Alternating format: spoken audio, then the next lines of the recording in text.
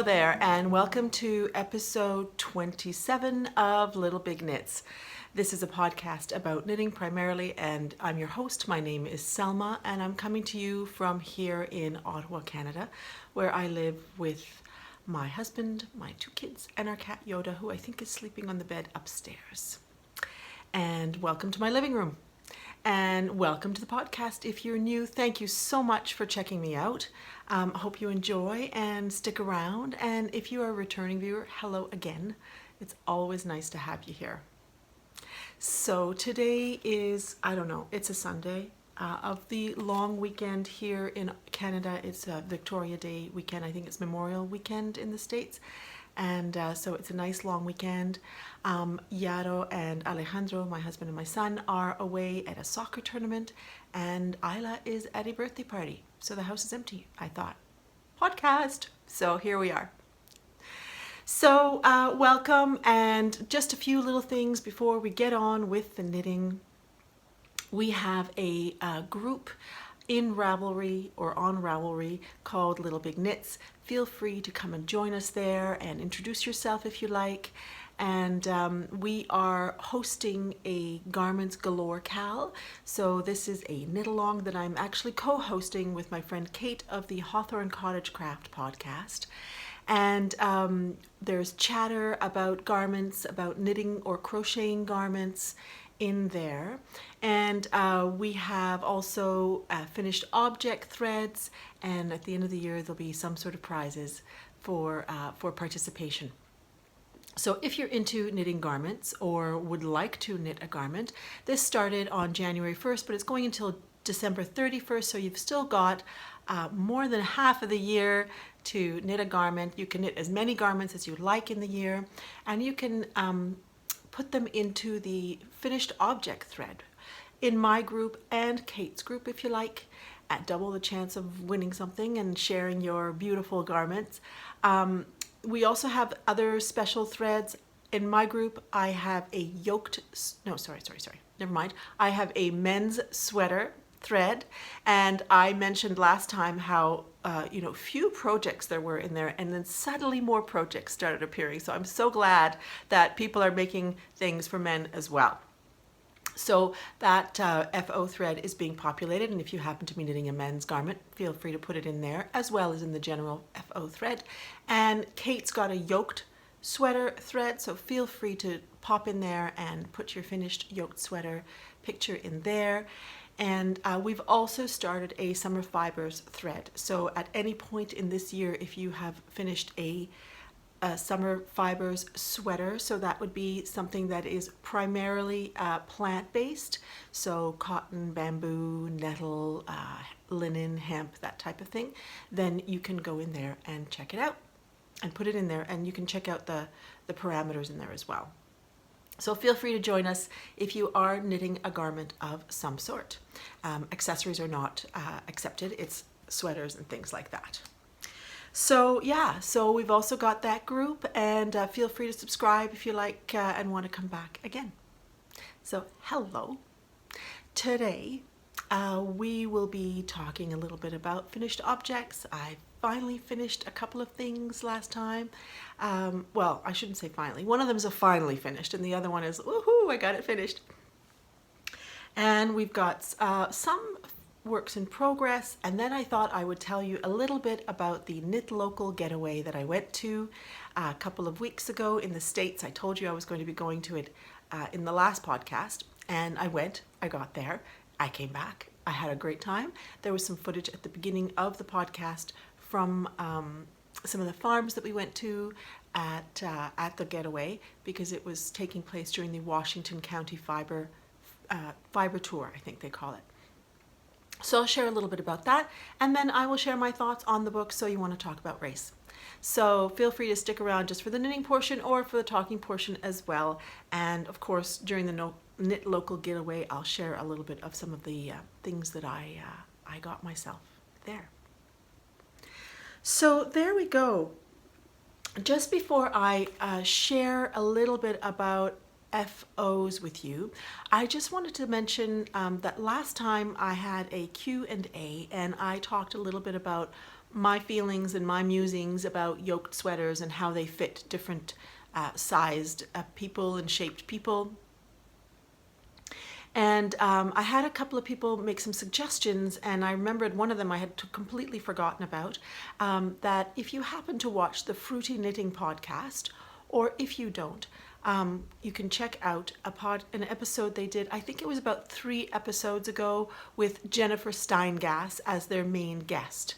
And Jennifer Steingass is a designer in our community who designs primarily yoked sweaters. And so they had her on talking about different ways of constructing yoked sweaters and her different thoughts on fitting yoked sweaters and that kind of thing. So that's really interesting. And then another viewer also mentioned a podcaster. Yeah, I would say she's a podcaster. She does a lot of tutorials as well.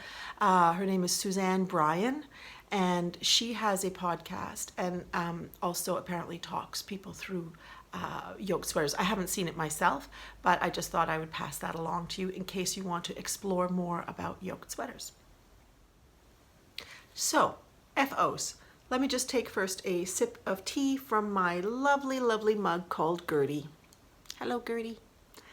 Gertie the chicken mug. I'm drinking the green tea that I had last time as well, that I really, really enjoy, that I'd gotten in Finland. Tyrnite it's called. And yeah, I just really, really love this mug. It was from Rhinebeck, from a potter whose name is Brown Bunny Pottery, I believe. I'll put it on the down bar. And I just really like her work, not only for the whimsical animals that she puts on them, but it's also just a very well thrown piece of pottery. A beautiful lip on here, a really nice size handle, a nice weight. It's just really nice. So there you go. Gertie says hello. So FOs. So I'm wearing the finished Nuuk. I showed you last time this work in progress. I didn't have a whole lot left to it, I believe. I don't remember where I was last time, but I ended up finishing this during the Knit Local Getaway. And this is the Nuuk by Jonna Hietala, which was in the Line magazine #1. And it's just a very simple raglan construction. I've made it before, and I wanted to make it again out of this lovely, lovely yarn that I got at the Edinburgh Yarn Festival 2 years ago. This is the Whistlebear Yevering Bell DK weight. The other Nuuk that I made out of their worsted, I think it was sort of considered a worsted Aran weight. And this is an 80% mohair, 20% Wensleydale yarn, made out of sheep raised by the Whistlebear people. And I just really, really love this yarn. I am a mohair lover to the core, which is very, very plain if you watch this, if you watch this podcast. I'm not sure I would wear this against my skin. It's a little on the scratchy side, although I might get used to it. But it's just got a beautiful, beautiful stitch definition. And it just feels lush and rich, and I love it. So I wanted to make a second version of this Nuuk in this yarn, and I wanted to add a lace detail. So I did that. I knit the body out of 4.5 millimeter needles. I knit the ribbing out of 4 millimeter needles. I also did that for the split hem. I think I might have showed you the split hem last time. I ended up having to re-knit it because even after wetting and sort of, lightly blocking the sweater, I felt like the ribbing was coming in, and I wanted this to have a nice relaxed look about it. So I re-knit it. But here it is in all its glory. It's just a, loose fitting sweater to layer, and here's the split hem now. I'm wearing it over this sort of peasant white blouse, but I just really like it. It's just a lovely, lovely spring color and a lovely feeling top, and I'm very, very much enjoying it. I finally finished it, and so I'm wearing it and enjoying it. We've had a cool spring, so I see pictures from last year and I was in shorts and t-shirt at this time of the year last year, and that is definitely not the case this year. And last year the yellow magnolia that I love were already open, and that is not the case this year. It's been a little bit cool, but the upside is that I get to wear my woolies for longer, and it's been kind of nice that way. So anyway, so there you go. This is my first finished object.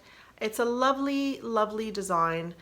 If you're looking for a simple raglan design in a heavier weight yarn that will sit well, I think this is a winner. One thing I really like about it, one thing I look at when I'm looking at sweater constructions or sweater designs, one thing that I tend to look at is this portion here of the sweater.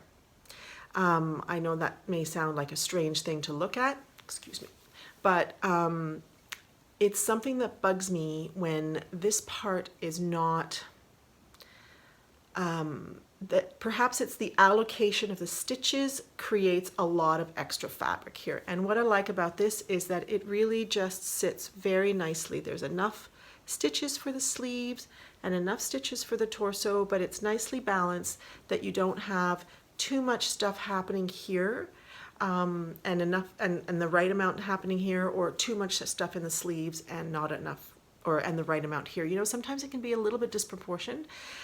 This is just a really, really nice balanced raglan construction, and I really like it. So I think I would make it again, you know, using, and again, switching up the motifs a little bit and doing things to it, but it's just a really good basic raglan construction. So anyway, love it. Next thing, I'm so happy. Let me see. I finished what felt like a beast. Hello. This is the Match and Move. I feel like it went on forever and ever and ever, and it actually kind of does go on forever and ever and ever. It is really long. This is the Match and Move, a design by Martina Behm. She designed it already a few years ago. Since then, sideways construction shawls have become the rage, but I have to say she was really one of the first to start using this construction. And her designs are all really simple but graphic designs. They're well written, they're lovely, and I really, really, really enjoyed working on this. It was simple, it was kind of boring, but in a really nice way, if you know what I mean, just simple and meditative, and we all need projects like that sometimes. And the one thing I would say about her project is that she tends to employ a smaller knitting needle. I think she uses like a 3.25 or a 3.5 to knit her shawls. I always go up a needle size. I used a 4mm for this because I like my shawls to be kind of a more lofty shawl. You will recall, perhaps if you've been around for a while and you've seen this more than once, that I used a Shibui silk cloud here, and I've already told you my thoughts about that. It's an amazing, amazing mohair silk blend. And then this other yarn was a completely unidentified yarn. I have no idea what it is, that I dyed using jacquard dyes in the gunmetal colorway. And this color the yarn itself had a bit of a camel color to it, so it took the dye and turned it into this rich dark color. So here we go. I'm gonna have to figure out how to wear this baby because it's huge, humongous. But I had it on yesterday, and the nice thing about it, because it's garter stitch, you can really put it in any direction and it's really not going to make much of a difference. But I had it on yesterday, trying it on, you know, kind of wearing it. Let's see if I can do this now. But anyway, I'll have to figure it out. But it was nice and lush, and I'm really, really, look at that color. Look at that color. Isn't that pretty? Anyway, I'm really, really happy to have finally finished this. And it's light enough that I will be wearing it this week if the weather is still a little bit cool. And it's just a lovely light layering piece, but it will add warmth. And I'm just very, very, very happy with this and could foresee myself making another one in my future. We'll see. And I think it's the type of thing that you can easily make it a little bit shorter. Once you've made one, you understand when you can just start changing the shaping a little bit to make it a less long shawl, because it is a little on the crazy long side. So I think if I made one again, I would make it a little bit smaller. Once in a while, the shibui has these little tufts in it, and I've decided just to leave them there. I thought I could shave it a bit, but I don't want to risk doing anything weird. And then this was the stripe section that I ended up adding instead of changing the color. So really very happy to have this off the needles. It was so long that I couldn't even block it where I would normally block it on the carpet in our TV room in the basement. So I ended up pinning it, like putting through the rods through the long end and putting it on the back of the sofa downstairs, and just letting it kind of block from its own weight. And that worked really well, actually. Because there isn't any lace detail, it really, it didn't need a severe blocking. It just kind of needed to relax from the knitting in a way. So yeah, I recommend her patterns, and I really like the fact that even though I think there are many other designers who are now have really taken the sideways knitting shawl in multiple directions and have really expanded on it, I like her simple designs that she came out with quite a long time ago. Quite a long time ago in our world, right? Because all of this is all really in the last 10 years or so. So those are my two finished objects for today. In terms of works in progress, there's not a whole lot on my needles, I have to be honest. There is the blanket that I've been working on. I'll just show you very, very quickly. I haven't added a whole lot to it, but, and I've actually thought that I might make it a little bit bigger than my daughter's blanket. I'm actually on the last square of a row, haven't gotten to it yet. I think the last time I showed it to you, I had added this green square from my Yume sweater, and I had done that. And so since then I had finished that row and have almost finished the next row. Last time I showed you a square from Wollonvine Yarns in the Prickly Pear, I believe it was, and I had to add that in right away because it's just so darn gorgeous. And then I also added the gray from my shawl. And then I also added two sock yarns that I have from Bergère de France, and I've made socks out of them. So anyway, I added just a whole bunch of squares. Oh, this is another project that I've made. I made some slippers out of this yarn that my friend Dana had sent me from Germany. So anyway, I've been working on that a little bit here and there. The main thing that I have been working on, which is in my buku bag here, and there are some pins on the other side from different these are things that I got at Rhinebeck last time. A couple have fallen off. This is from Jan from Philadelphia, and there's Caw Creations and the Tangled Skein by the Lakeside, Sarah Nova Crafts, and Hawthorne Cottage Craft. So this is my wonderful buku bag that I love. It's a very sturdy canvas bag made by Buku in Toronto, and she prints her own fabrics, and they're always these wonderful, simple but really interesting graphic patterns. I am making the Evening Dew by Ririko. I've been interested in this for a while, and I decided, as you know, I sort of talked about at one point this year about wanting more cardigans, and then I realized I'm not actually knitting cardigans. So I got excited by this one and wanted to start it right away, and I knew I wanted to use yarn that I'd gotten at Rhinebeck, which is this Persimmon Farm Yarns alpaca. It's not their alpaca, I think it's sourced elsewhere. Persimmon Farms, they do a lot of mohair actually, but they're very bright, vibrant, variegated mohairs, which I have not been as drawn to, but when I went to their booth at Rhinebeck, my first time there, I was immediately drawn to the alpaca, which came in different shades of natural gray.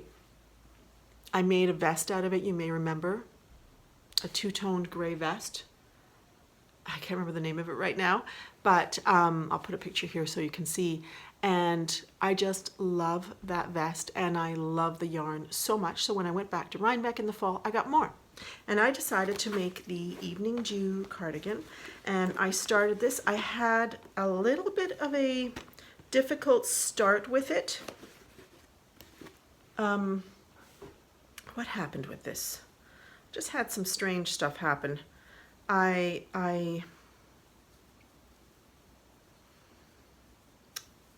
Oh yes, I remember now what happened was that I ended up knitting the front, one front. It's constructed from the top, so you're doing a provisional cast on at the top and then going down the back and then doing each front until you join at the bottom of the arm, there at the armpit, so to speak, and then you start just going back and forth down the body. So that's where I am.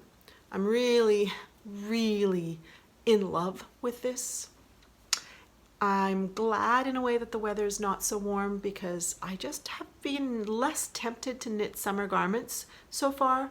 When I first came back from Uruguay, I was dying to knit with cotton and linen, and then it was so cold here that that interest just went out the window. And recently I kept thinking, oh, I should really start thinking about knitting with summer fibers, but it's just been so cool that it hasn't been as tempting. I have been thinking and planning some stuff, and I'll share that in a minute. But in the meantime, I thought I'm going to cast this on. I may not finish it this summer. I may put it aside once it really does get warm, and if things work out for my summer fibers, and then pick it up in the fall, or I might take it to work. But I got excited about it, and it's got a very similar stitch. Well, it's a similar stitch to the Sparkling Cider Hat by Kristen, so there wasn't a whole lot for me to learn there. I just picked that up and off I went. And I'm knitting it on 3.75 millimeter needles, and it's just going to be a lovely sort of oversized cardigan. Now I have to say, I'm making the extra small, and not because I'm small, but I just don't want the crazy amount of ease that's expected in here for this cardigan. I just don't think it would be great for me. So I decided to make the extra small, small. The next one was the small medium. I think I could have made the small medium and it still would have been really pleasant. But that's it. I've cast this on and I think it's going to be fine, and I'm not going to rip it out to start the next size up, because it's not going to be small. It's just going to be, I think it's just going to sit quite nicely. And the one thing I've changed so far is that you were supposed to do a provisional cast on at the top, and I didn't do that. I just cast on, and then I ended up picking up the stitches, and that's fine.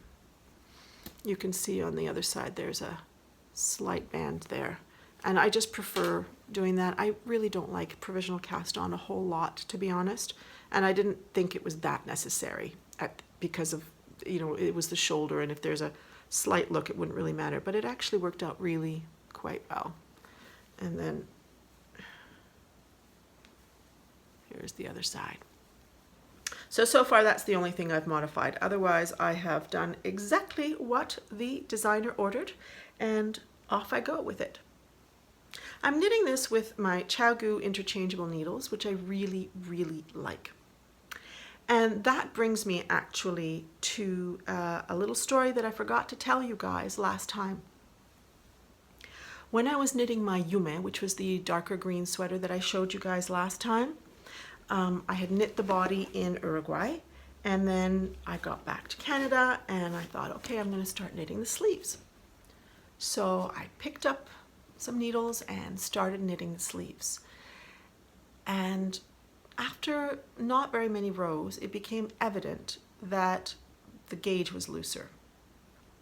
And I could not figure out why. I thought, okay, what needles did I use? And I went back and listened to my podcast. I checked my project page and I had the right size needles. So I thought, why in the world is the gauge wrong? I had a different brand of needles. I had knit the body of the Yume sweater with ChiaoGoo needles, and I had picked up the sleeves with Haya Haya needles. Not the super sharp Haya Hayas, they're the more blunt ones with the light blue cable. I don't, if that means anything to you. I'm not much of a connoisseur of all the different needles that are out there. But I was really surprised. I've never seen this happen in my knitting before, where using two different metal needles would make that big a difference. But it was a very noticeable difference. My husband noticed it. I took a picture and sent it to friends, and they noticed it. So I ripped it back, and I had to go back and remember what needles did I use, and I remember that I had used the ChiaoGoo, so I just went back to the ChiaoGoos. So I know that my gauge, despite the fact that the ChiaoGoos and the Haya Hayas are both metal needles, my gauge can be quite different using those two needles. So that's something that I'm going to have to be a little bit aware of in the future if if I put things down or whatever. So I don't know if that's happened to you. It certainly can be different using a wooden needle or a bamboo needle compared to a metal needle, but I myself had never noticed a difference with different brands of metal needles. So that was quite something. So I was itching to cast something else on as well as the Evening Dew, because I kind of felt like I probably wouldn't knit that through the summer. I think if we do start getting a real heat wave, the alpaca will just stick to my fingers. And I thought, that's fine. I'm not going to wear it during the summer, so I'm okay if I finish it, later in September or something like that. So I started swatching with different yarns, thinking about what I was going to make next. And I've kind of run into a little bit of a wall, I would say, because, well, not necessarily, but first I started swatching with this Katia yarn that I bought a long time ago, the Katia Linen, which is a cotton linen blend, almost 50-50.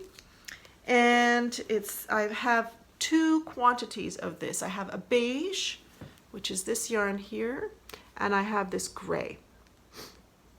And I decided that I wanted to make the Calyx by Elizabeth Doherty, Blue Bee Studios, in this yarn. So I swatched it, and it's going to be great, and I'm going to make the Calyx. But then I got a little bit sidetracked by some other swatching.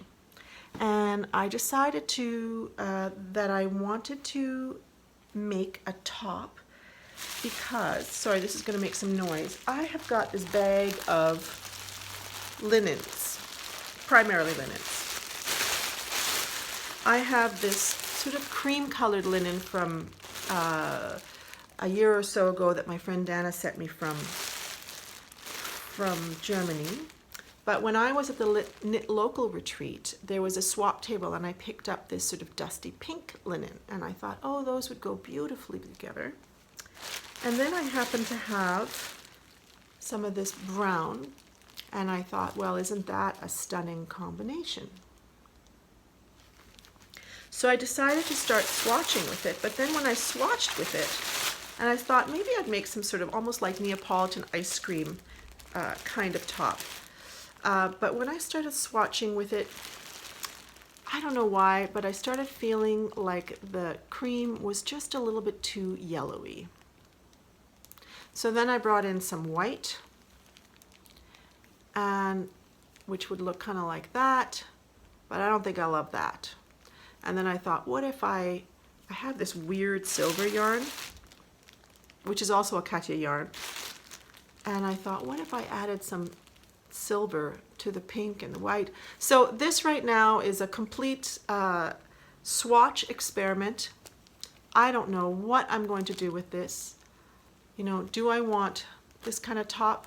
I kind of feel like that creamy color will make it less wearable for me somehow, but I'm not 100% sure that, oh, actually I quite like that, especially if the silver's in there. Anyway, I sort of decided that I would improvise a summer top, just a really loose fitting summer top that would be striped. And I still want to, but I'm a little bit at a loss right now. I'm not sure which way the inspiration is taking me. I think I actually kind of like it with the silver in there and the brown. And anyway, right now it's a big messy bag of ideas that are going about ricocheting in all different directions, and I don't know. So we'll see where that goes. But I did want to use up some of this lovely linen that I don't have enough of each of them to make it something. So we'll see where things go. Let me know what you think if you happen to have an opinion. And then I also got excited about making another cardigan, another gray cardigan. As I said, I had this gray from the Katya yarn and that I had gotten on sale at a local shop. So Elizabeth Doherty, again, has just come out with a new cardigan pattern called Farallon, which I just fell in love with immediately, and I thought, that's it, I'm buying it, and then I'm going to make the cardigan in this gray. So I pulled it out yesterday, in fact, and thought, okay, let me swatch, because it's using slightly bigger needles than the Calyx would use, and I want to see what it would be like. And then I realized I don't have enough of this for the cardigan. And I was very disappointed. Very disappointed, because I really, really love this, and I thought I'll have a summer gray cardigan and a winter gray cardigan. Isn't that lovely? And I just thought this would look really, really nice and just great with like shorts and a t-shirt or whatever. So I'm not sure what I'm going to do. I don't have another yarn that would really suit, that I can think of right now. I have to go through my stash a little bit that would suit the Farallon in what I'm looking for. And I have communicated with a couple of people on Ravelry who do have some of this in their stash, and they have it as a trade possibility. So hopefully they'll write to me, and if they send it to me and I buy it from them, then I can move forward with this, because I got really excited about this and I thought, I'll make the Calyx later. I want to make this cardigan now. And now I feel like I'm at a little bit of a standstill. So what can you do? Sometimes things don't quite work out the way you expect them to. Slightly disappointed. Still surrounded by lots of beautiful yarns, so I'm sure that I'll find something to do if I can't continue to work on the Evening Dew. So there you go. So that's essentially it for the knitting portion of the podcast. I thought I would tell you a little bit about the Knit Local getaway that I went to. If you feel like sticking around and seeing what I got there, and then I'll share a little bit about my thoughts on So You Want to Talk About Race, and another book that I read as well. So the Knit Local getaway takes place in Greenwich, New York, which is sort of on the southern part of the Adirondacks. It was supposed to be about a 5-hour drive from here, but it was more like a 7-hour drive. Google Maps and Selma didn't necessarily always communicate very well. Sometimes in each direction, Google Maps was wrong about something, and in each direction, Selma did something wrong. So that added time onto the trip. And also, it's a windy road. There's no real direct road to get there. So, when you're going on small roads, it takes a little longer. But whatever, I eventually got there, and the driving was easy in many ways, and it was lovely. And it's beautiful scenery, that's for sure. This is a retreat, very laid back, lovely retreat that is hosted by Sarah, known as Sarah Pomegranate. She's got an audio podcast called Yarns at Yin Hu. She's been doing it now for, I think, about 5 years, and it always takes place during the Washington County Fiber Tour. And so the whole premise of this is for people to get together, knitters to get together, and to visit farms. And it's a nice retreat in the sense that, well, first of all, the people were stunning and wonderful. It was just great to meet so many new people, as well as be able to spend really like a long stretch of time with people that I've wanted to get to know better. And so it was just really nice that way.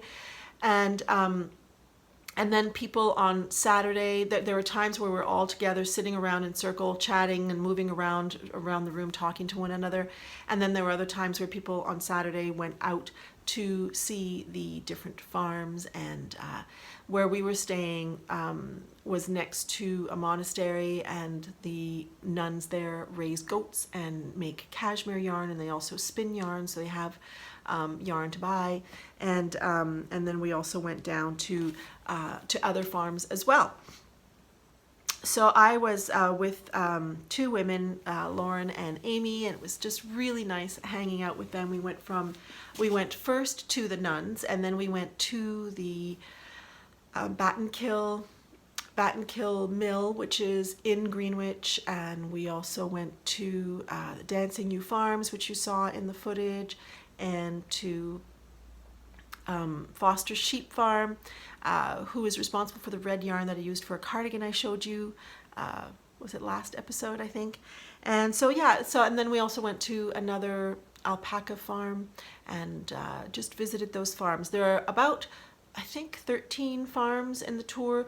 Foster Sheep is not actually on the tour, but everybody goes to Foster Sheep because you got to go to Foster Sheep.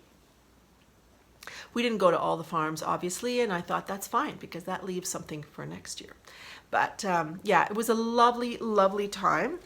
And it was, as I said, a laid-back retreat. Everybody contributed food. There was just food around all weekend, and it was just really, really lovely.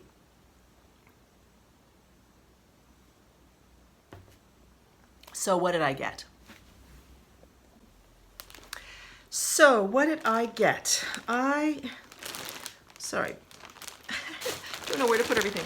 So the first day, the Saturday, I ended up getting some of this Shetland yarn, 3 skeins of this Shetland yarn at Battenkill.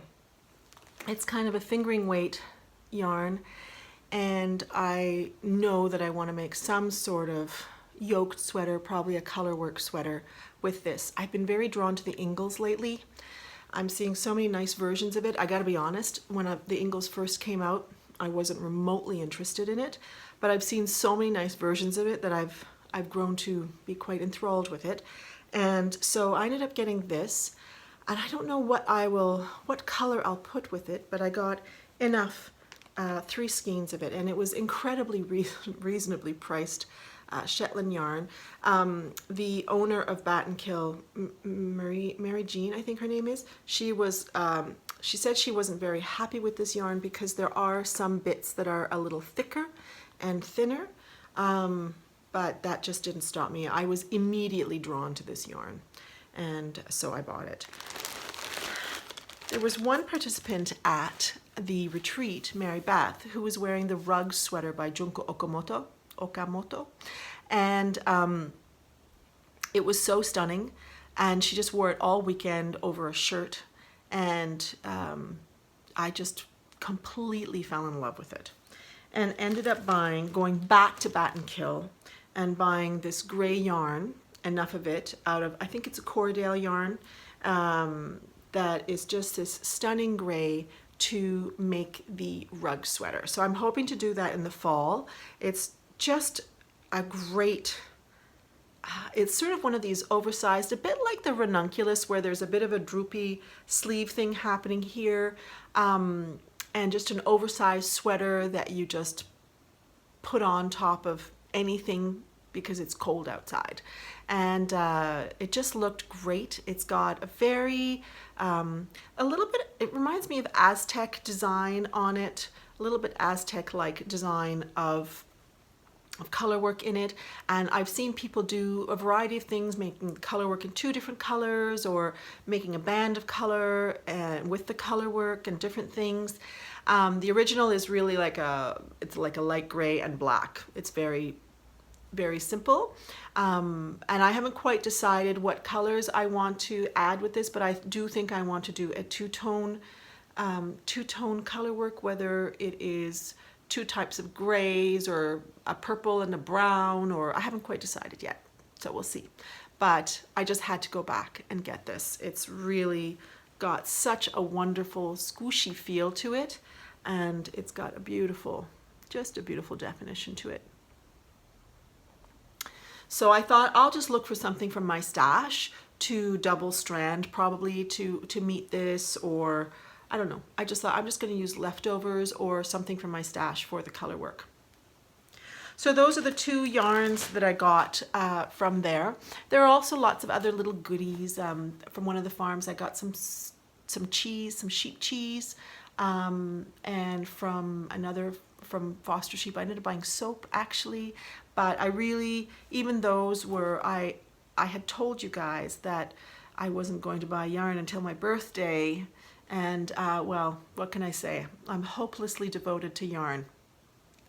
And if you're not singing Grease for the rest of the day, I think I'm going to be singing Grease for the rest of the day. Anyway, yeah, I couldn't stop myself. So those will be new additions to my stash. And the other thing that I wanted to mention is this bag that a woman at the retreat called Fernanda made. She made one for everybody, and in it was a little tea cozy as well as one of those rice bags that you can put in the microwave to put heat on you somewhere if you need it, like if you have a sore muscle or something. And she just made these wonderful bags for everybody. She's a sewing sensation, and she actually has a store on Etsy called Bife Creations, so or Bife or Bife. I think it's because her name's Fernanda. It's Byfe. So it was just such a generous thing to make for absolutely everybody. So I have to say, really, really grateful to have that bag, and looking forward to using it. Actually, it'd just be a really lovely bag for the summer to carry around with a little project in it. I also, my friend Sue went to Greece actually she went on a knitting cruise in the Mediterranean, and ended up bringing me back this skein of fingering weight mercerized cotton from Greece. There is about 800 yards of cotton in here. And right away I got excited about this and thought that I might make the Anker sweater, which is a sweater that is a bigger gauge. It's not really a fingering weight sweater. It's by Petite Knit. But I have the Holzgarn wool cotton blend left over from last year when I made the Uyo tunic. And I thought I could double strand them because I've been wondering what to do with the leftovers of that. Double strand this with the other yarn and turn this into the Anker sweater. Maybe this is something that I'll get excited about right now. Didn't think about that. So anyway, yeah, so the retreat was really, really wonderful, and so grateful that I was able to go, and I really hope that I'll be able to go again because it was totally worth it.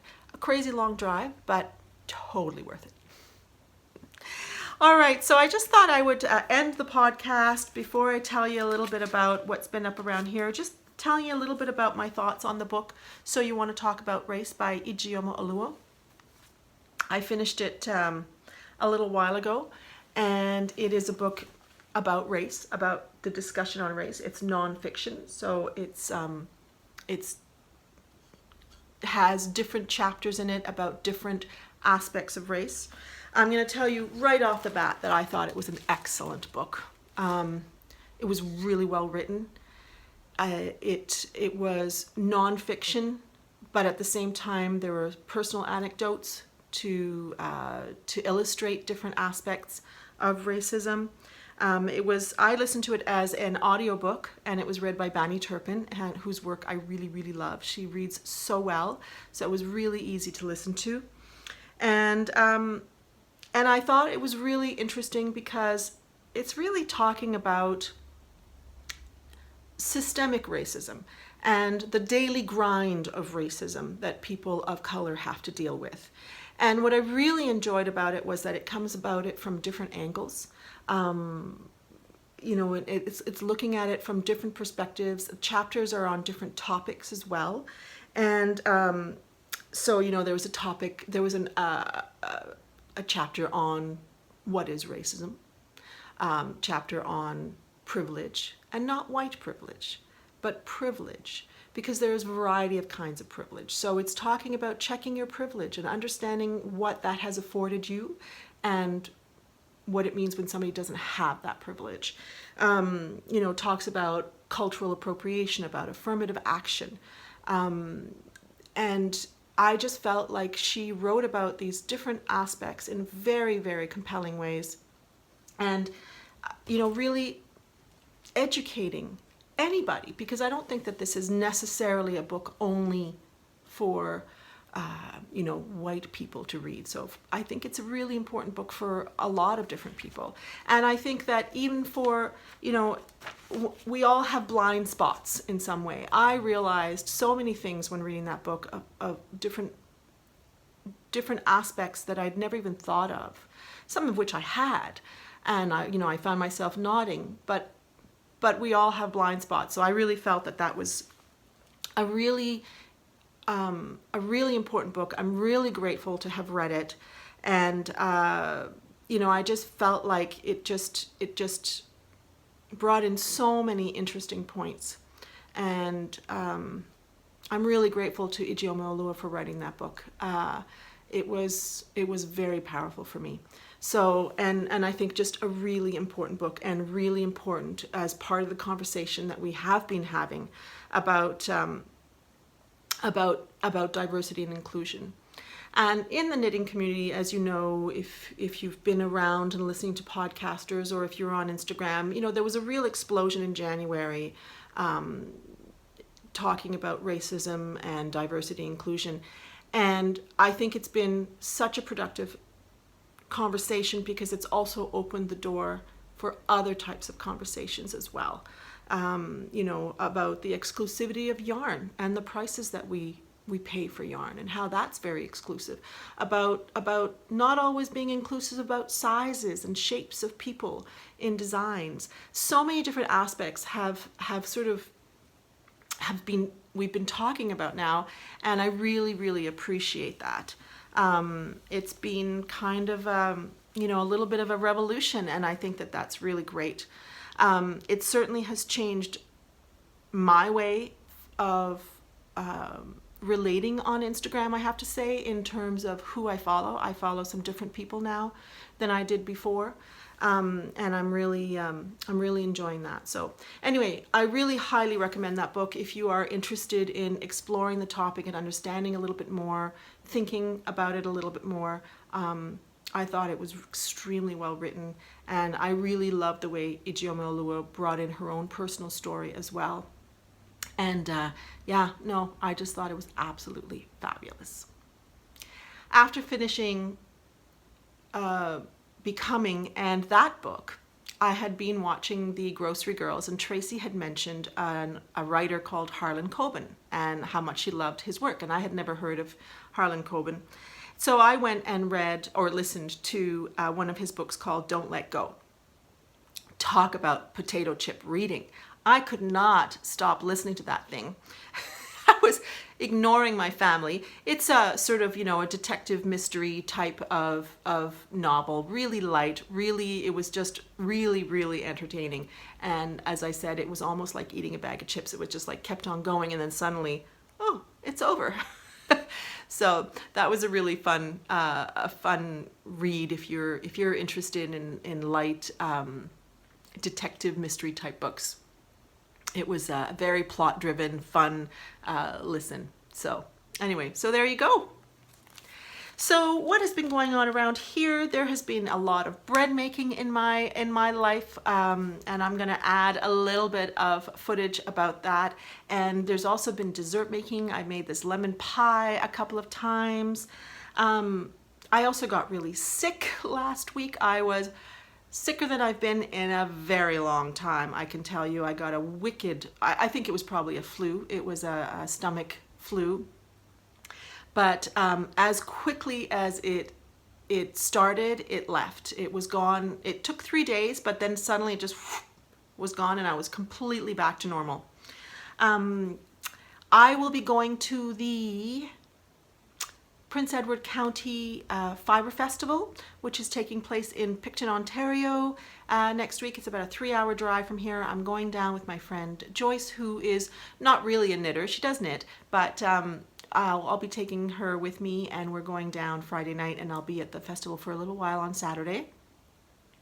And and gardening season has started. We planted, worked in the garden yesterday, my friend and her aunt and myself, and I have a vegetable plot, and we cleaned it up and turned the soil and planted a bunch of things. We will have to go back and plant some more, but it's been a very been a very domestic time, but in a really nice way, making bread, making desserts, gardening, and doing some knitting a little bit here and there.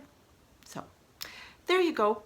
That is the episode for today. I hope you have enjoyed some quiet time knitting or stitching of some sort, and listening to me babble on about knitting. So anyway, I will see you again soon. I'll leave you with a little bit of footage from these things and that I just mentioned, and we'll see you next time. Take care, friends. Bye-bye.